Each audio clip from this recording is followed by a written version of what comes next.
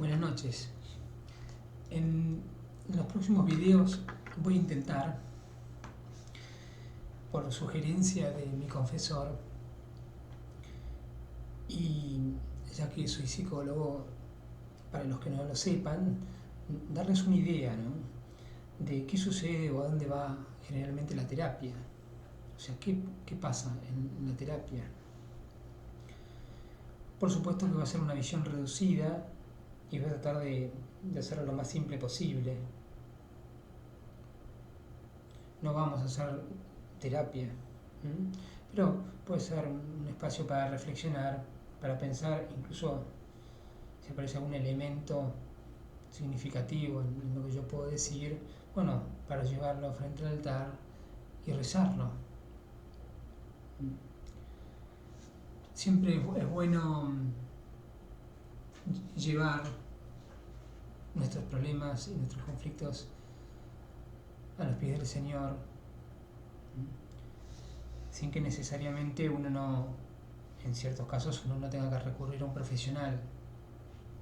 No puede tener una afección física y tiene que ir al médico, aunque también puede rezarle al Señor para que lo sane. Me pasó una vez con un paciente que tenía una obsesión muy grande de muchos años y bueno, llegué a la consulta y no le encontrábamos la vuelta, o él no le encontraba la vuelta, así que un día le sugerí hacer un intento distinto a los que ya le habían sugerido otros terapeutas y incluso a algunos que yo le había también sugerido, que fue que escriba en un papel la obsesión y todo lo que asociaba con esa obsesión, y que tenía que llevarlo a un altar X, en una iglesia que frecuentaba. Lo tenía que dejar ese papel en un lugar donde de alguna manera pudiera recuperarlo, pero la promesa era: si lo dejas ahí, no pensás más, porque esa obsesión queda en ese papel, en ese altar. Y le hice hacer una especie de promesa personal que si de alguna manera se tentaba y quería pensar en esa obsesión, tenía que volver a la iglesia, agarrarlo y llevárselo. Bueno, como sucede en algunos casos, sucedió el milagro que la obsesión se fue. Por supuesto que son cosas extraordinarias, no ordinarias, ordinariamente no es así. Pero a él le divirtió en un primer momento mi propuesta, la hizo y resultó. Así que al tiempo ya estaba dado de alta y su vida empezó a fluir, porque era como un corcho que le impedía vivir, como una botella taponada. Y fue gracias a que de alguna manera él depositó en manos del Señor ese problema, esa angustia y todo lo que se asociaba a ello, ¿no? Cuando los pacientes vienen a terapia, siempre les digo que mi trabajo es como el de un bibliotecario y que la vida de ellos es una gran enciclopedia. Y la enciclopedia es una colección de muchos libros, muchos tomos, tienen sus números, y que su gran vida es esta gran enciclopedia, y cada año de su vida corresponde a un tomo. El primer año de su vida tomo 1, el segundo tomo 2, el tercero tomo 3, o si quieren, cada tomo tiene una etapa de su vida: la primera niñez, la infancia, la adolescencia, etc. Toda la historia suya está escrita en esos tomos. Pero los libros en esa enciclopedia, o los tomos, no son todos iguales, no están en las mismas condiciones unos que otros. Tenemos libros rotos, apolillados, húmedos, podridos, tomos incompletos. Algunos han desaparecido. de tapas duras, de tapas blandas, de hojas borroñadas, subrayadas. Algunos se conservan intactos y algunos ni siquiera han sido abiertos. La metáfora es enorme si uno se pone a intentar a tratar de explicar que podría encasillarse en si están húmedos, que podrían ser momentos de su vida de muchas lágrimas y mucha tristeza, o si están incompletos o si están desaparecidos. Podría extenderme durante horas, pero en el fondo lo que trata es dar una idea de cómo viene una persona a terapia. No existe la persona que tenga todos sus tomos impecablemente ordenados y perfectos. Así que la tarea del psicólogo muchas veces, para ordenar y completar esa enciclopedia, es titánica. Lo primero que se hace es una observación general, una especie de diagnóstico, para ver la estructura que sostiene a esos libros, esos tomos, es decir, la biblioteca en sí, el mueble.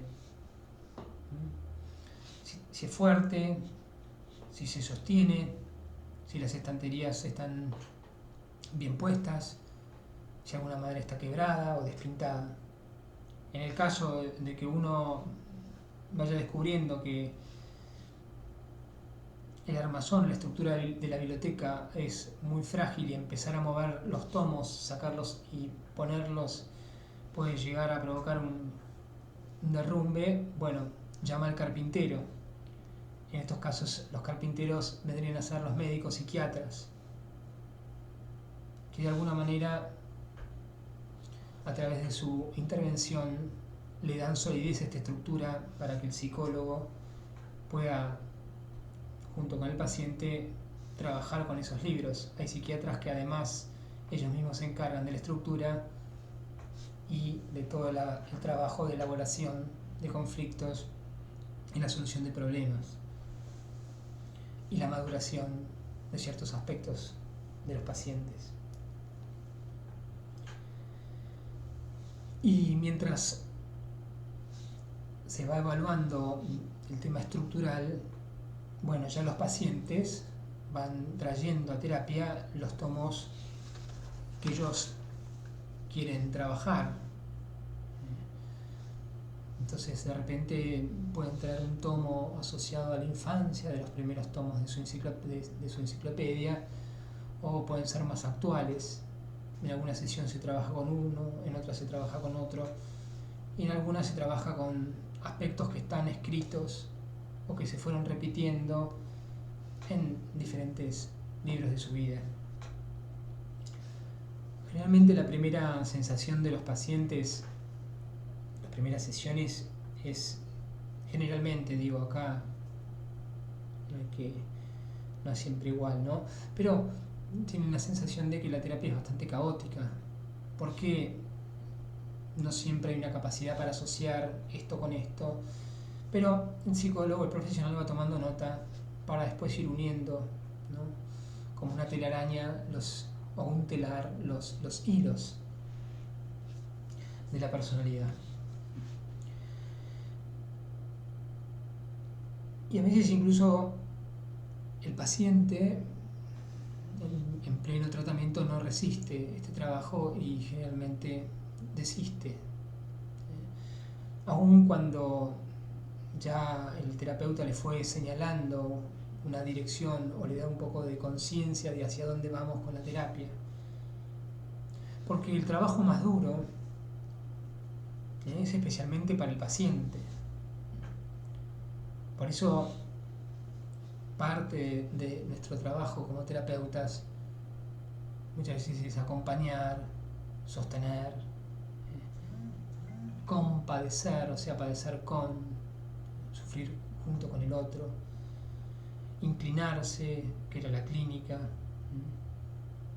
en definitiva ayudarlo como el Cirineo a Jesús en la cruz, o como el samaritano, el buen samaritano, que lo porta sobre sus hombros a esta persona que había sido lastimada en el camino y lo lleva a una hospedería donde lo sanan. Portar sobre o soportar muchas veces esa tarea de cargar. A veces no es cargar a la persona, pero por ahí algún problema, alguna angustia, alguna inmadurez. El paciente, al vernos, la manera como nosotros cargamos o llevamos ese peso que es de él, pero lo tenemos un ratito nosotros, aprende a hacerlo él mismo o a resolver el problema o el conflicto. Muchas veces en la terapia se resienten a agarrar algún tomo en particular, porque ese tomo es muy doloroso, porque hay algún conflicto, porque no quiere recordar. Recordar es pasar por el corazón, recordis. O porque no puede recordar, que sería algo reprimido. Represión igual a olvido. Olvido.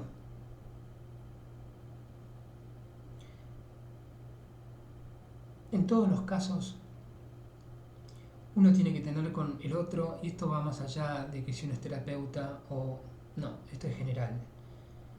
Uno tiene que tener con el otro sumo respeto. Con las bibliotecas ajenas, sumo cuidado.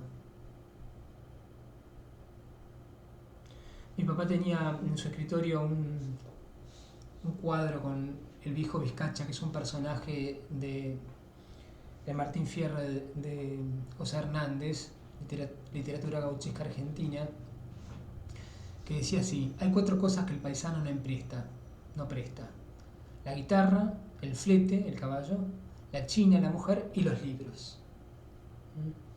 Mucho cuidado con los libros ajenos. A las almas hay que tratarlas y llevarlas con bisturí muy delicadamente, ¿no? Un corte mal hecho puede provocar una hemorragia o una sangría difícil después de sostener. El alma de la otra persona, cuando viene a pedirnos un consejo, es un libro que está cerrado y de repente se abre para que uno considere esas páginas que el paciente nos quiere traer, pero uno tiene que tener mucho cuidado, nada de escribirlos, nada de subrayarlos, ni tacharlos. Cuando uno ve, ¿no?, que la atención del paciente o de la persona a la que estamos aconsejando está abierta y su corazón está receptivo, bueno, ahí puede hacerse alguna interpretación, algún señalamiento o alguna sugerencia.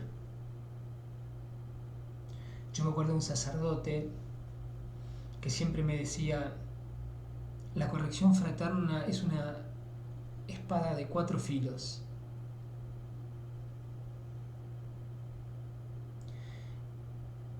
Y bueno, y así transcurre la terapia, ¿no es cierto? Vamos leyendo vidas únicas e irrepetibles, se van desplegando las historias, vamos completando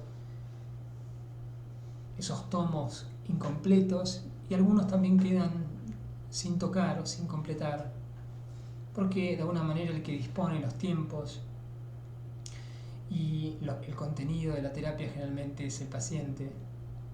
Uno puede sugerir, podemos abrir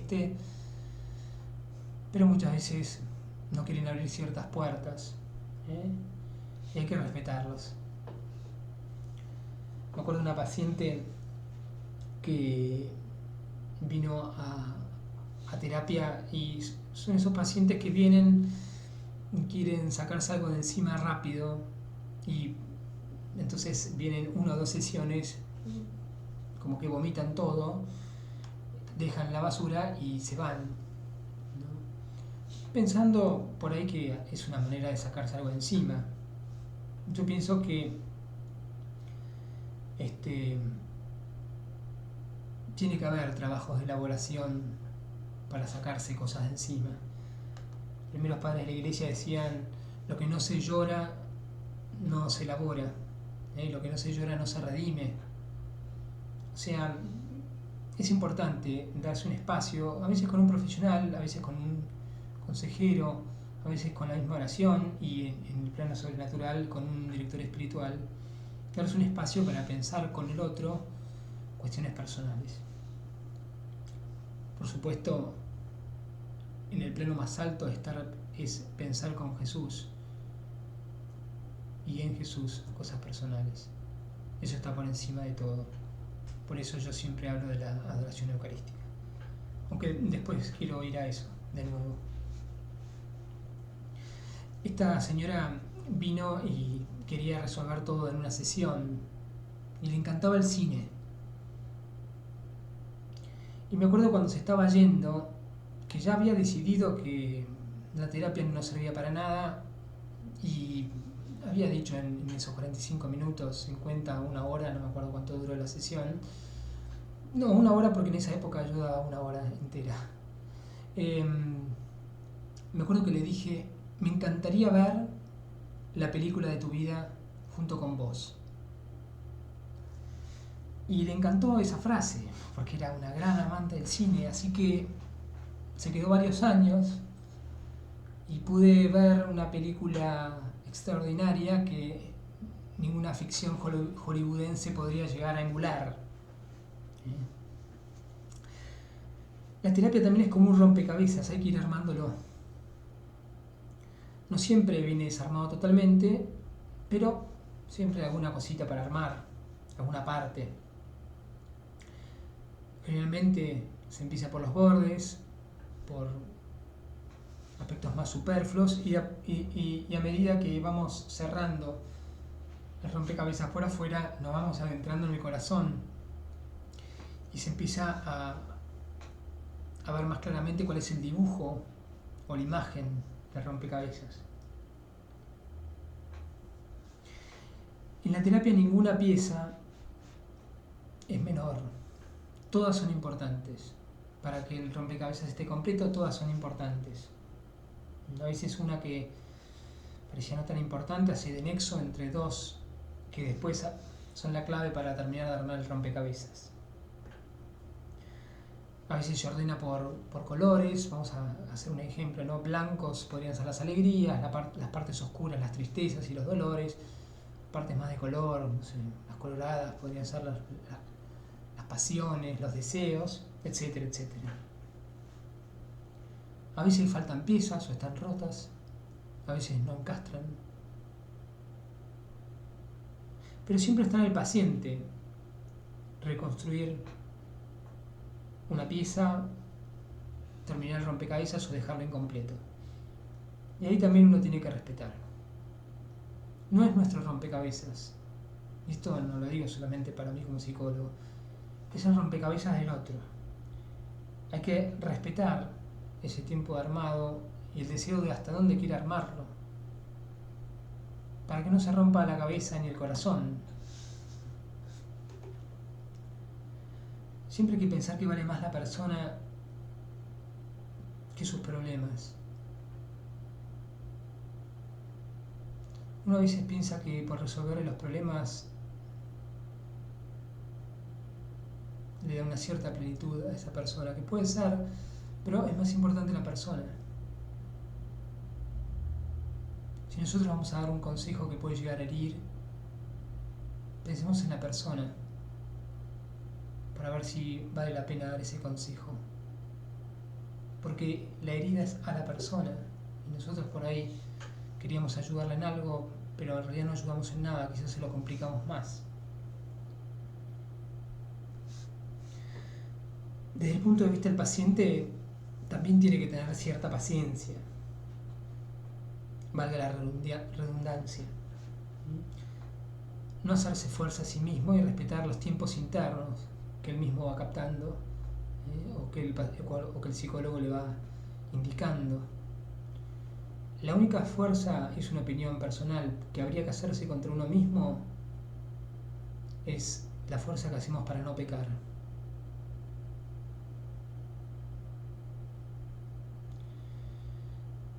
Como ven, la terapia es una tarea de artesanos. Si fuese comparado con una talla de madera, no siempre para hacer cortes o devastar la madera uno utiliza la misma gubia ¿no? Cada gubia tiene una tarea muy precisa y bueno, y están en la capacidad del artesano de saber cuál tiene que usar y en qué momento. Y también saber leer la madera para que no salte una viga y después sea más complicado que la figura que tiene que aparecer aparezca. Una vez un cura me dijo, al cielo se llega con el sistema nervioso destruido. Me acuerdo que me pareció muy divertida la frase, porque me hacía pensar que en el esfuerzo que uno tenía que hacer, hoy me parece un poco exagerada. Creo que uno se tiene que disponer, poner todo su esfuerzo, pero también depende de la gracia de Dios que opera. Ahora, es verdad que no vamos a llegar al cielo como un libro sin haber abierto. Nosotros vamos a llegar como un libro gastado. ¿Por qué? Porque vamos a haber vivido, un libro leído, un libro escrito.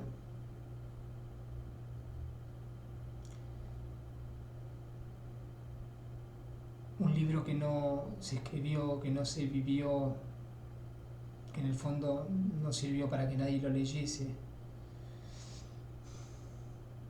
No sé si ese tipo de libros llega allá, yo no lo sé.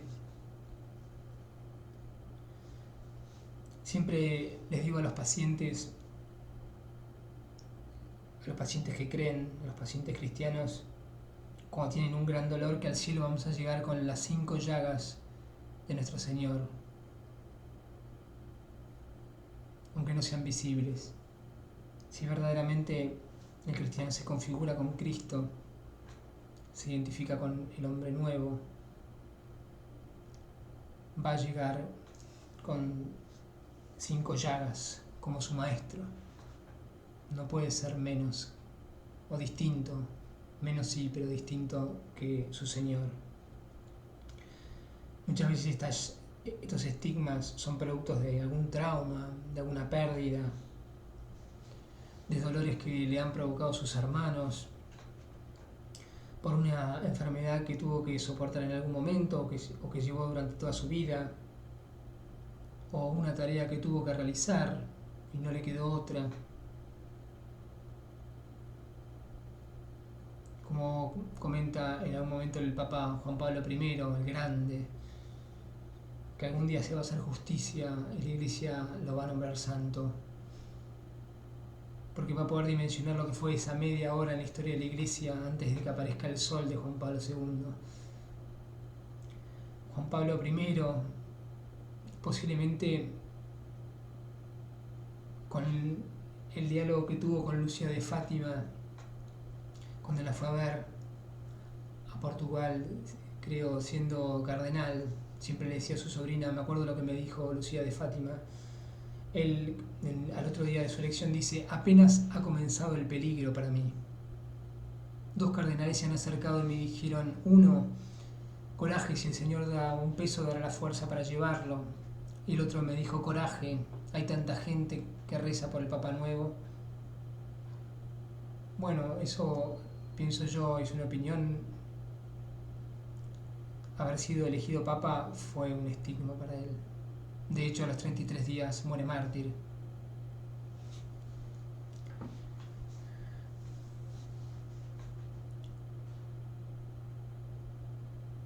Pienso que toda obra humana o tarea humana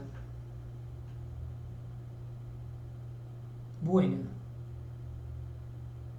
en el bien, por semejanza con Dios, tiene algo de creativo, y en eso se identifica quizá con Dios Padre, algo de salvífico, se relaciona con Jesús, Dios Hijo, y algo de santificante, que guarda relación con el Espíritu Santo. Por eso es bueno que todo lo que hagamos, por más de que parezca ínfimo, sencillo, simple, pequeño, lo hagamos con conciencia de que lo hacemos en Dios, para Dios, en espíritu de oración, como si estuviéramos haciendo algo en presencia de Dios, como si Dios nos mirase. Particularmente para que Dios las bendiga y entonces recreen, salven y santifiquen a los hermanos y a nosotros, y que de alguna manera en esa presencia divina Jesús haga todo en todos. Por eso la terapia, cuando uno la mira como algo que apunta también a lo trascendental, en mi posición está dirigida hacia la identificación y a la configuración con el hombre nuevo, con el hombre perfecto, con la plenitud en Cristo Jesús. La terapia entonces se vuelve algo recreativo, sanador, salvífico y santificante. Dije que la mayor identificación que se da con Cristo es a través de la comunión sacramental y la adoración eucarística. Y encontré un pasaje donde habla muy claramente de entonces qué es esta identificación. Jesús la trae en Juan 5 cuando habla de su identificación con el Padre, y habla de un hijo y un padre. La diferencia que acá habla del Padre y del Hijo, Dios mismo. Dice así: les aseguro que el Hijo no puede hacer nada por sí mismo, sino solamente lo que ve hacer al Padre. Y lo que hace el Padre lo hace igualmente el Hijo, porque el Padre ama al Hijo y le muestra todo lo que hace. Para volverse hijos en el Hijo, Jesús, para llegar a este tipo de identificación, me repito una y mil veces, hay que hacer adoración eucarística. Y por supuesto, es muy importante lo que es la comunión sacramental, porque Dios, Jesús, nos asimila a su cuerpo y nosotros nos transformamos en Él. La oración es esta gran actividad anímica del hombre, del alma del hombre. En ella el pensamiento divino, el Padre, se transmite y habla a través de la palabra, el Hijo, y le recuerda al hombre quién es. Primero, quién es Dios y cuál es el camino de retorno a la casa del Padre, y después quién es el hombre mismo. Así que podría decirse que el Espíritu Santo, además de ser el maestro de la oración, es la memoria de Dios. En Juan 14 dice: el Espíritu que el Padre enviará en mi nombre les enseñará y les recordará. ¿Qué nos tiene que recordar? ¿Qué es lo que olvidó el hombre? ¿A quién olvidó? ¿Por qué el mundo está como está?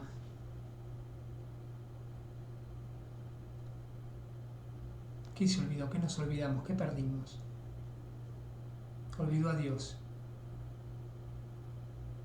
Y al olvidar a Dios, olvidó quién es y para qué fue creado.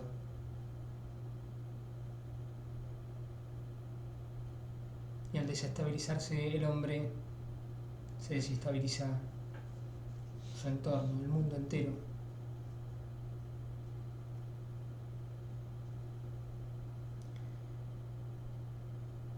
Por eso el retorno, hay que hacer el camino inverso ahora. Para saber quiénes somos y cuál es el plan sobre nosotros, tenemos que volver a Dios. Dios está en la Eucaristía. En la Eucaristía, en la adoración eucarística, nos vamos identificando con Jesús identificado con el Padre.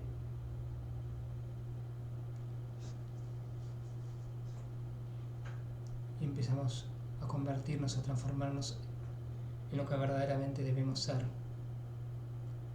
hombres nuevos, en el hombre perfecto que es Jesús. Muchas veces le digo a los pacientes en la terapia, tenemos que volver a tu original, tenemos que ver cómo deberías haber sido, cómo eras en algún momento antes de iniciar este camino que te trajo tanto dolor y tanto conflicto, y tenemos que descubrir cómo eras en el principio. Pero el principio no es la infancia. El principio es quién sos verdaderamente para Dios, o quién fuiste, a través de la mirada divina. Vuelvo a citar a Juan Pablo II, él dice, es en Jesús donde descubriréis lo que verdaderamente sois.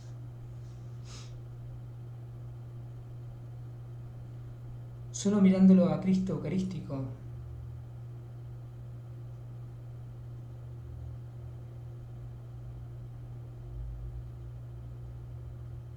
vamos a poder descubrir aquello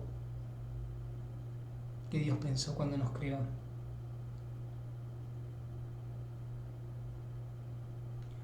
Solo la acción divina que se da en su plenitud en presencia de Jesús Eucaristía en la comunión sacramental podemos alcanzar ese original, este nacer de nuevo, que Jesús le comentaba a Nicodemo en Juan 3.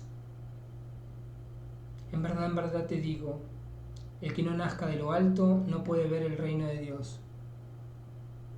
¿Dónde está lo alto? ¿Quién está en las alturas? ¿Quién debería estar?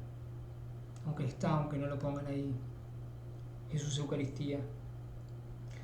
En verdad te digo, el que no nazca del agua y del Espíritu no puede entrar en el reino de Dios. A partir de la contemplación de Jesús, en primer lugar se experimenta el amor que Dios nos tiene y nos tuvo al crearnos. Y después se manifiesta o se descubre cuál es nuestra misión en la tierra y cuál es nuestro camino y cuál es el lugar en el cuerpo místico de Jesús. Los santos supieron nacer de nuevo, como dice Romanos 6, muertos al mundo, nacidos a la vida en Cristo Jesús, en el hombre nuevo y perfecto. En 1 Corintios dice San Pablo, Dios ha dispuesto a cada uno de los miembros en el cuerpo según un plan establecido.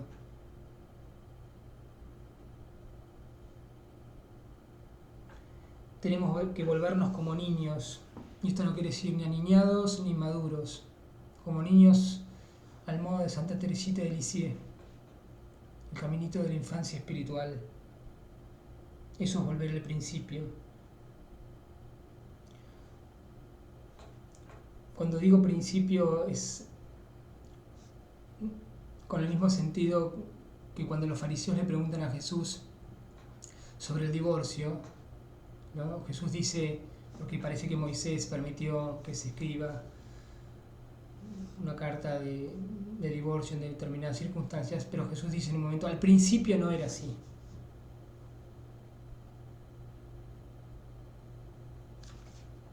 Todo lo malo que estamos viendo en el mundo, todo lo malo que vemos en nosotros, todo parte de nuestras historias que a veces no fueron buenas. Al principio Dios no las pensó así, no las quiso así. Al principio no éramos así, ese no era el fin ni el plan de Dios. Dios no nos quiere una biblioteca destruida y llena de libros apolillados y rotos, ilegibles.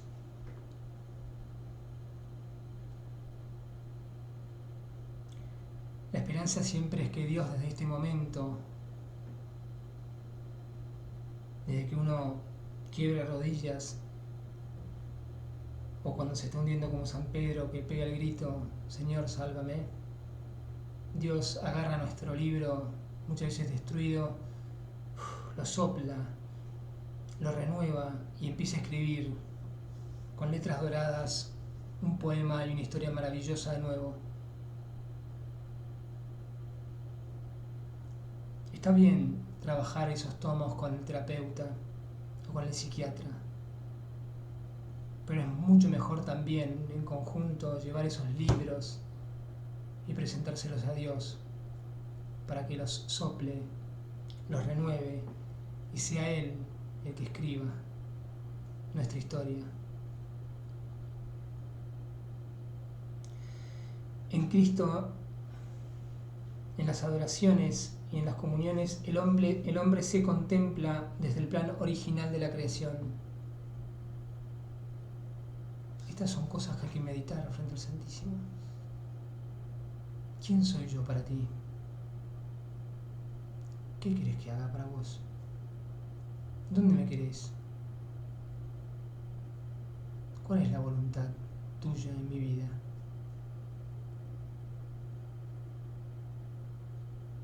Y aguardar en silencio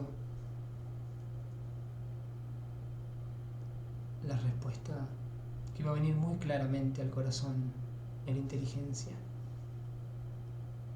Acuérdense que el pensamiento, la inteligencia es la potencia espiritual.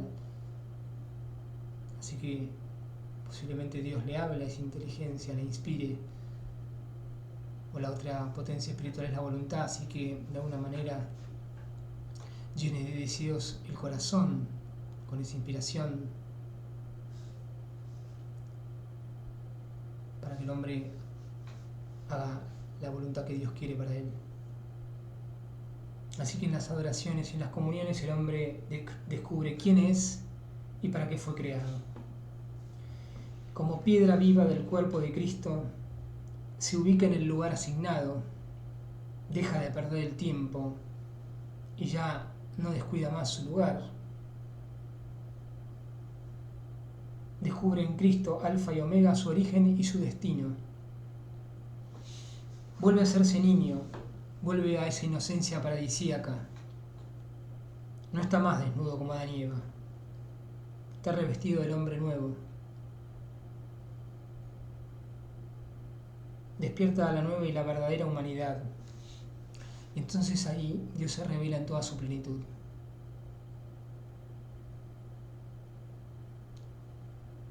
Cuántas capas de superficialidad,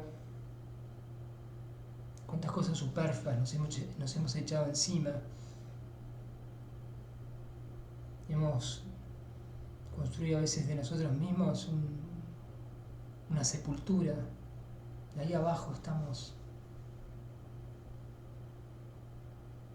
apenas viviendo, algunos muertos. La verdadera sanación, la verdadera resurrección, la verdadera transformación empieza en la Eucaristía y en la comunión sacramental. Solo el grito divino, el mismo que le dijo a Lázaro, sal fuera, puede levantarnos de la tumba que muchas veces nos hemos cavado.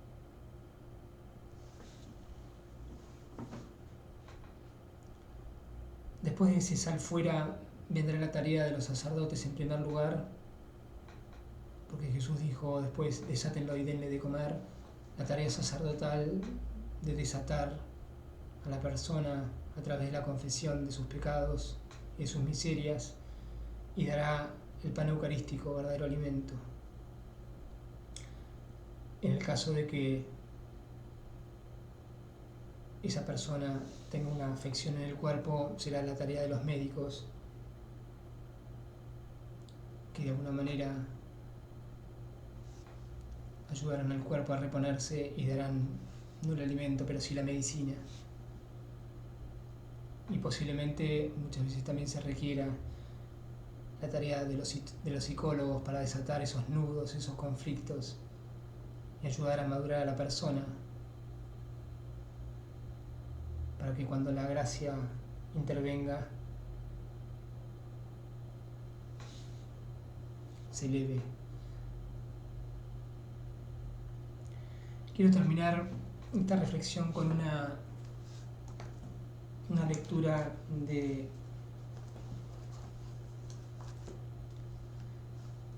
un mensaje que le da Jesús a María Valtorta en los días que muere su madre. Es una pequeña parte porque también refleja para mí que nos dice muchas veces cuando uno va a hacer adoración y está con un dolor muy grande en el alma. Deja tu corazón entre mis manos. Quisiera poder tener todos vuestros pobres corazones, débiles, enfermos, heridos, doloridos, para fortalecerlos, para curarlos, para sanarlos, para consolarlos.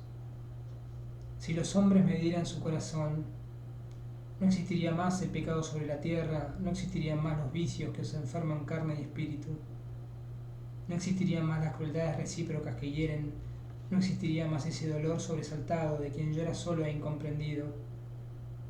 Darme vuestros corazones sería la salvación del mundo.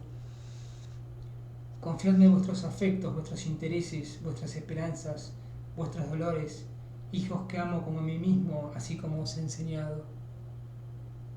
Ved en mí no solo al Señor, sino sobre todo al amigo, al hermano, al que os ama con un amor perfecto como perfecta es su naturaleza de Dios.